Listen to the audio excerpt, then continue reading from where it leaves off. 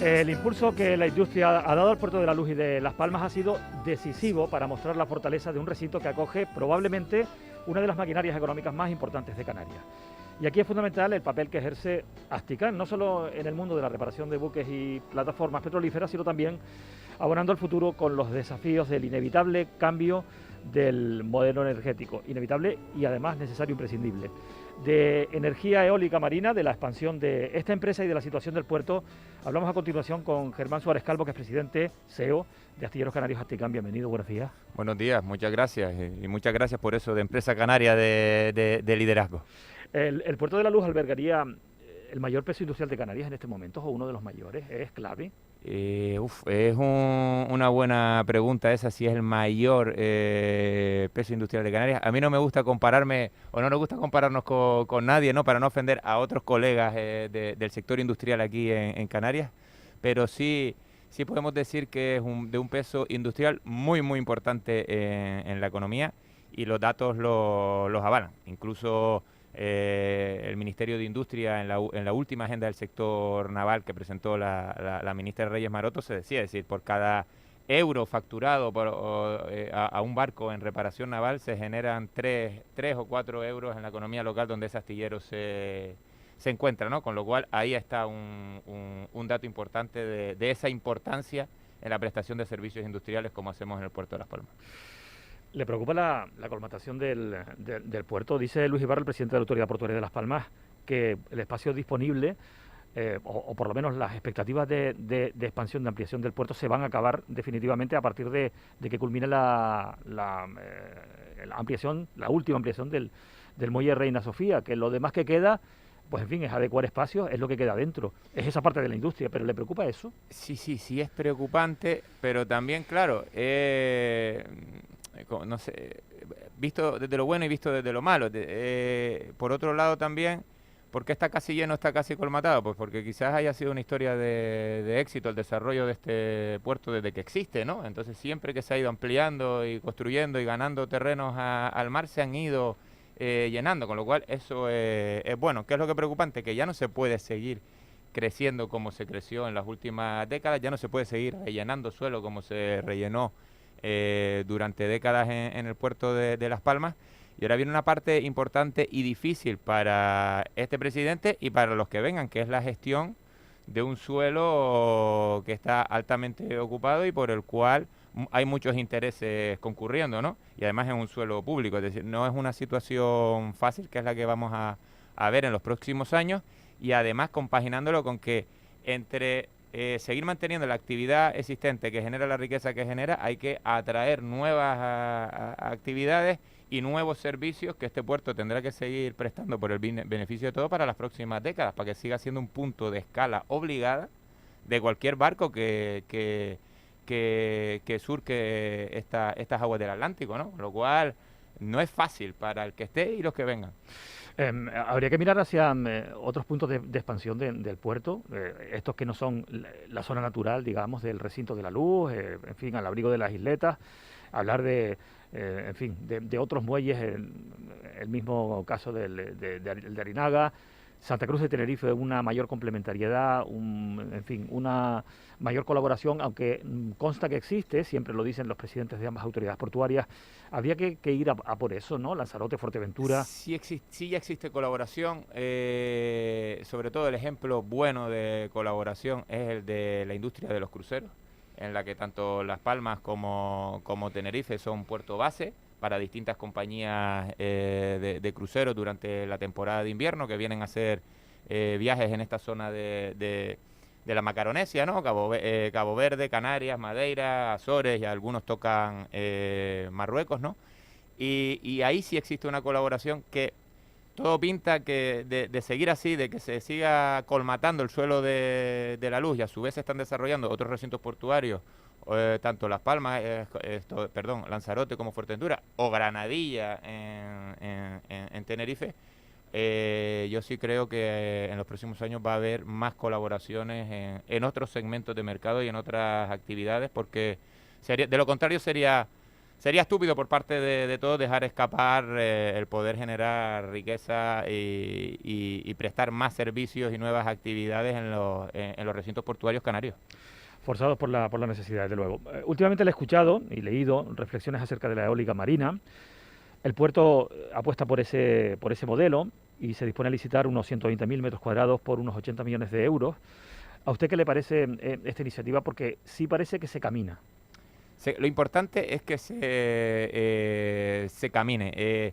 Estamos viendo además que es un tema totalmente de actualidad, que es una necesidad, y a partir de la regulación que terminó de sacar el Gobierno de España a finales del año pasado, en cuanto al desarrollo de energías renovables y al desarrollo de energía eólica marina, resulta que España de repente, que no estaba en el mapa, España y Portugal no estaban en el mapa del resto de países de la Unión Europea en el desarrollo de energía eólica en el mar, ahora aparece España como punta de lanza, y dentro de España aparece Canarias como punta de lanza dentro de España. Pero una cosa importante, la eólica marina se viene desarrollando en Europa desde hace ya bastantes años. Esto siempre lo ha liderado Noruega, Reino Unido, Dinamarca, Holanda.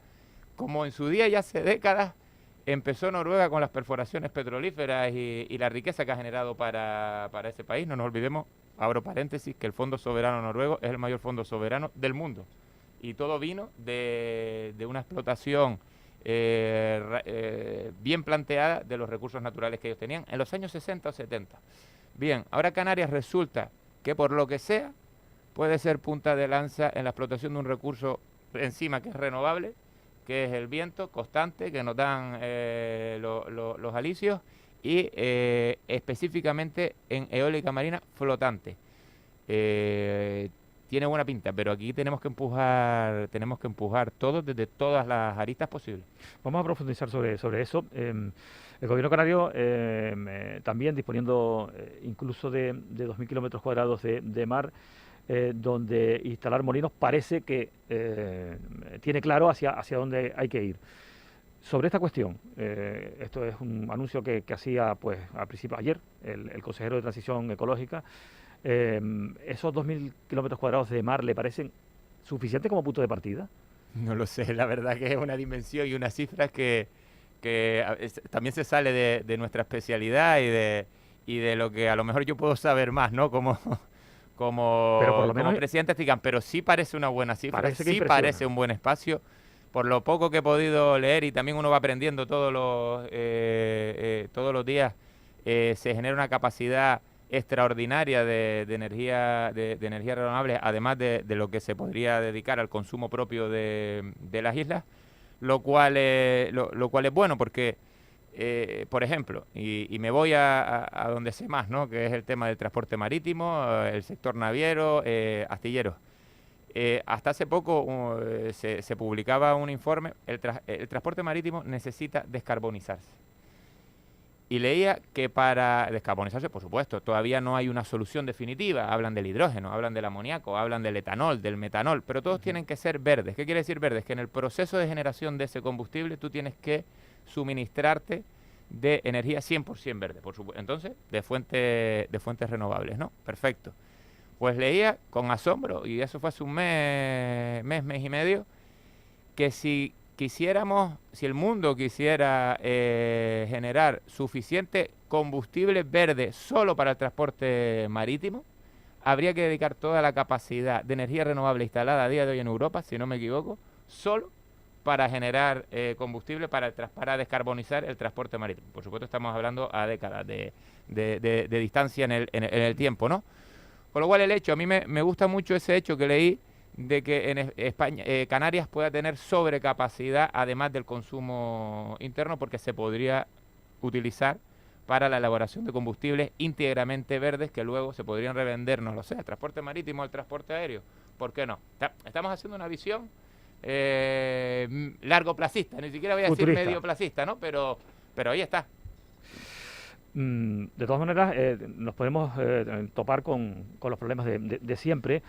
La energía eólica marina, los molinos, ¿no? Estamos hablando de flotantes. Tenemos un ejemplo en la isla de Gran Canaria, pero claro, el dotar de decenas, centenares quizá de ellos, ¿Teme que esos planes se tomen con algún rechazo ecologista?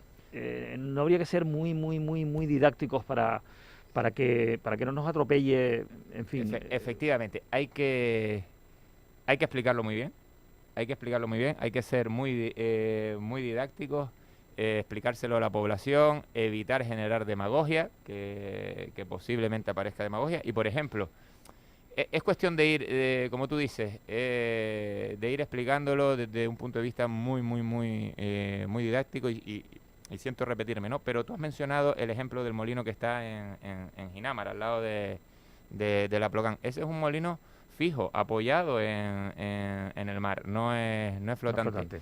Las ventajas de la tecnología flotante, y repito, flotante con palabras mayúsculas, que es donde Canarias puede ser la punta de lanza en España y en Europa. Una de las ventajas que tiene es que lo puedes localizar o situar a bastante distancia de la costa, con lo cual el impacto visual lo mitigas muy mucho. Que hay una parte que genera rechazo por ese posible impacto visual que se mitiga bastante.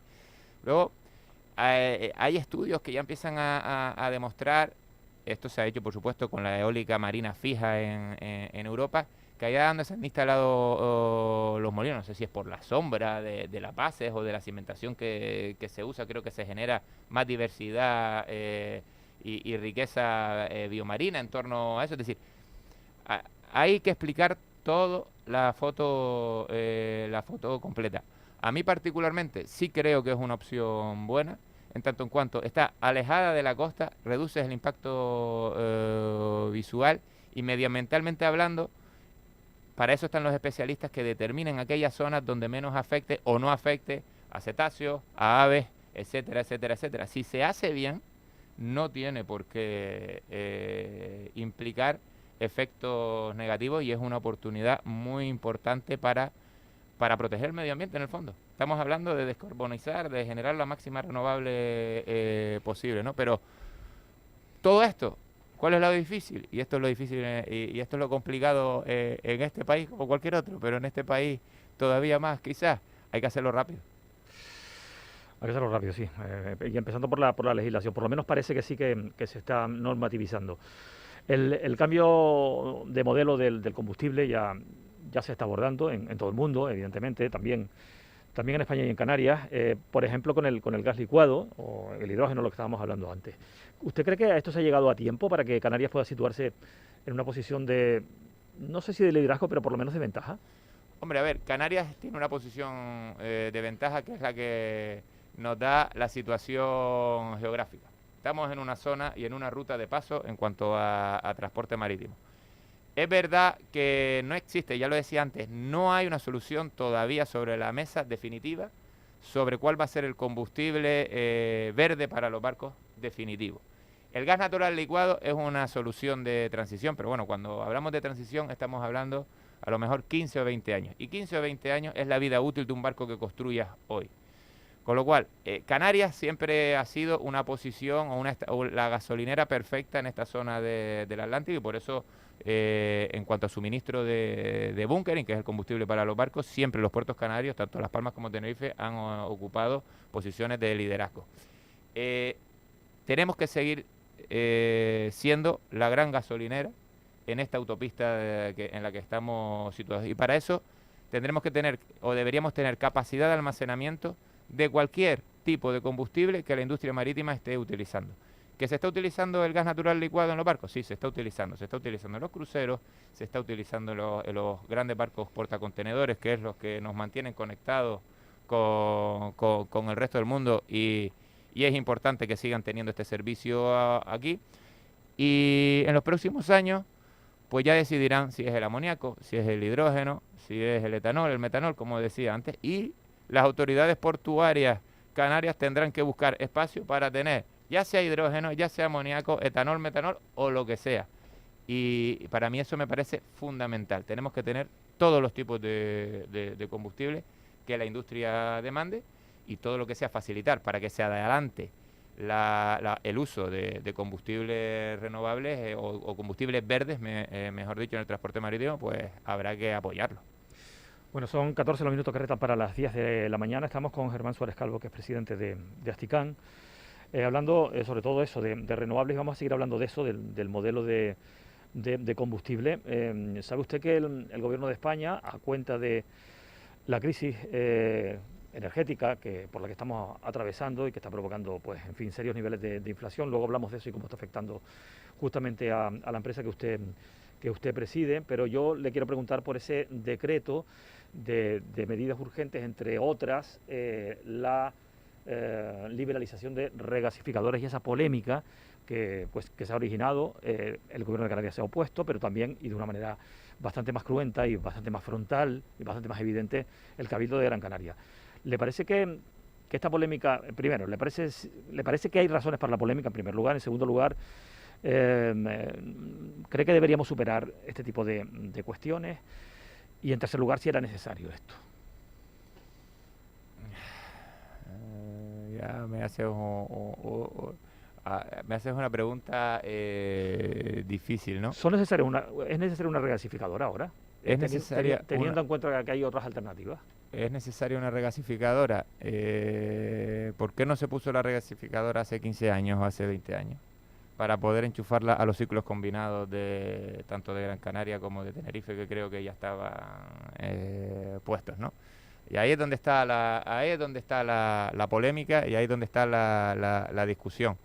Cualquier forma de abaratamiento o de reducción de emisiones de dióxido de carbono, pues obviamente yo la apoyo. Ahora, la polémica viene porque esto tenía que haberse hecho hace ya bastantes años. Ya es tarde. Y ahora está, pues no lo sé, porque es tarde como para amortizar una inversión. ¿Cuánto tiempo va a estar usándose esa inversión? Ahí está la duda, que insisto, yo apoyo cualquier fórmula de reducción de dióxido de carbono y de abaratamiento de costes energéticos.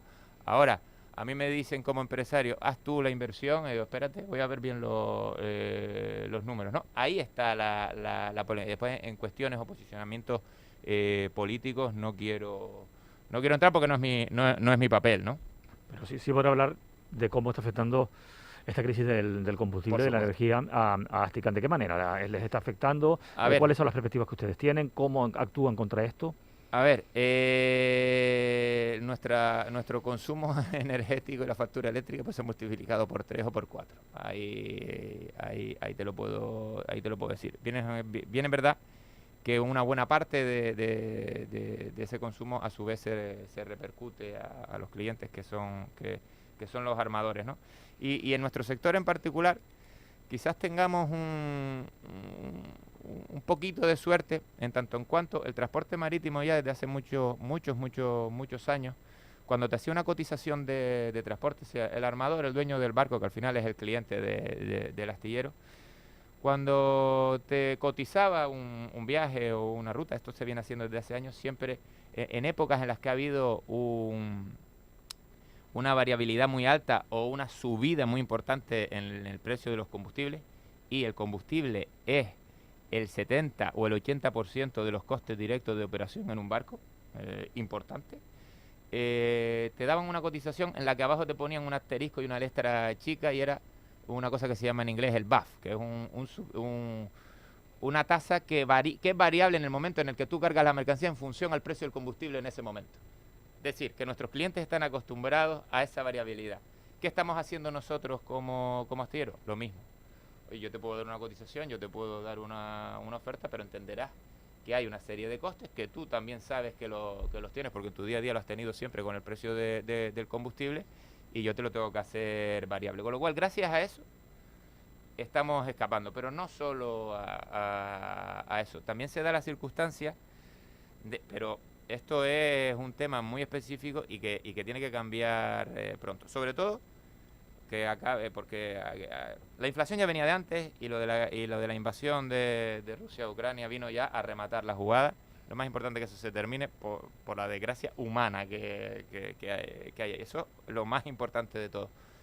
Pero el transporte marítimo, por este tipo de acciones que ha cambiado los flujos de comercio a nivel mundial, además de los cierres de determinados puertos por COVID, en este caso China, que hay puertos que son muy importantes para la industria, ¿qué está suponiendo? Está suponiendo una serie de cuellos de botellas y bloqueos que en la práctica reducen la disponibilidad de buques en el mercado. Bien sea porque tienen que navegar más para llevar la misma mercancía. Antes el maíz salía de Ucrania y iba a Egipto, ahora va de Argentina a Egipto, por ejemplo. Más días de navegación, menos barcos disponibles para cargar, además de los que están bloqueados en determinados puertos. Sobre la marcha, ¿qué implica eso? Fletes altos. Es decir, los armadores están en un momento, los navieros están en un momento en el que están ganando dinero. Y en ese momento, cuando están ganando dinero, hay un dicho que es que barco amarrado no genera flete. Entonces, astilleros como los nuestros, que están bien localizados geográficamente, ¿qué es lo que quieren nuestros clientes? Oye, garantízame que me reparas el barco cuanto antes y cuando está en el agua, está en perfectas condiciones de calidad para partir, que la factura, entre comillas, no me importa. A mí lo que me interesa es tener el barco navegando cuanto antes. Y en esas circunstancias y en esas aguas, valga el uso del término, estamos navegando, con lo cual estamos teniendo un poquito de suerte. ¿Hay oportunidad?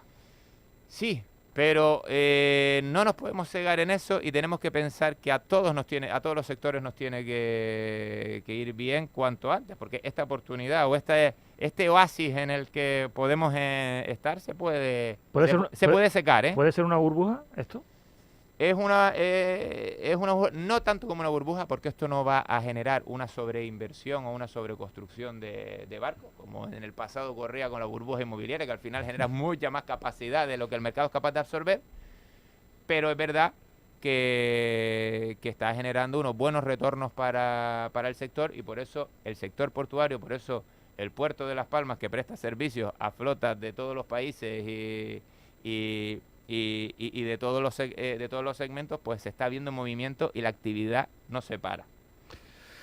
La verdad que eso desde luego que es una gran noticia. Hablando de barcos, ¿cuántos barcos tiene Asticán? No, Asticán no. Esto hay que explicarlo. Esto hay que explicarlo bien.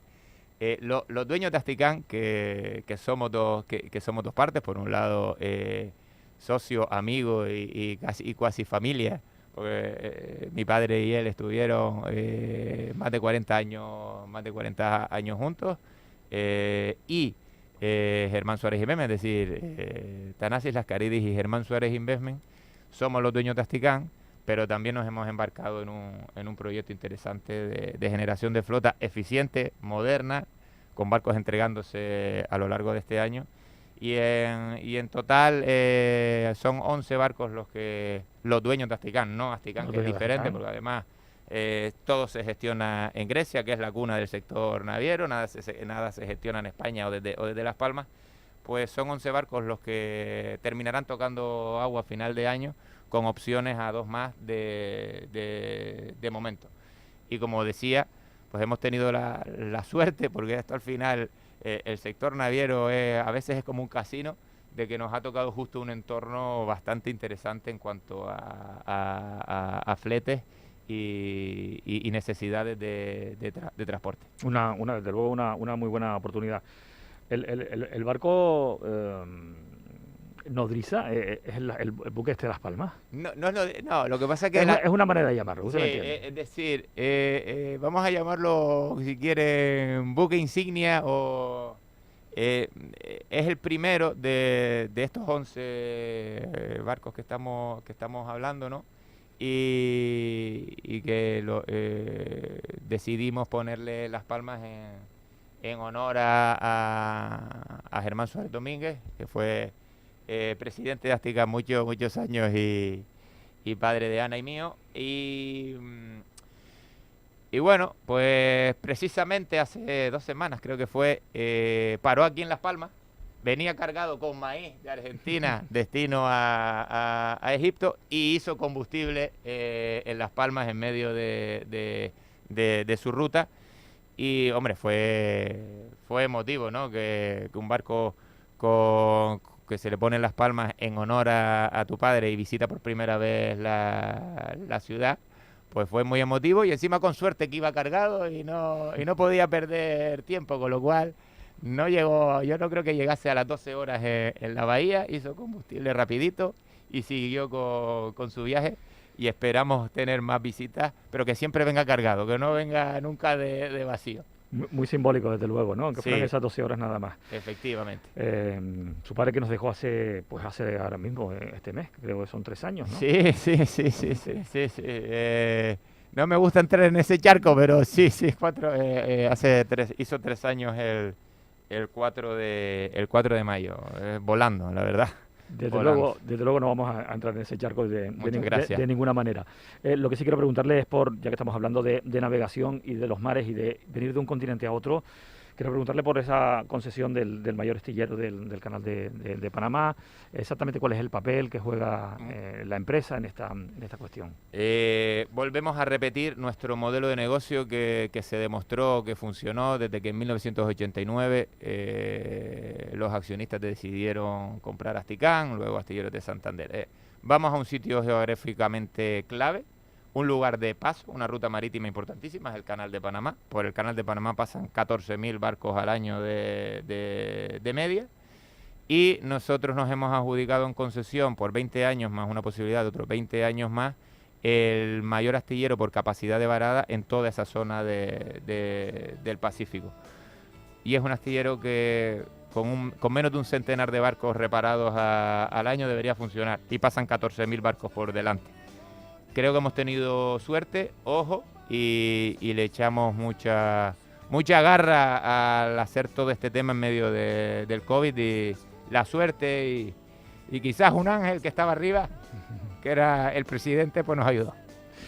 Espero que nos reporte mucho a Canarias esa oportunidad, al otro lado del... Exportaremos profesionales desde aquí y contratas desde aquí, todos los que quieran ir a Panamá. Germán Suárez Calvo, muchas gracias por haber venido a la radio pública. Muchas gracias a ustedes. Estamos en contacto. Buenos días. Buenos días.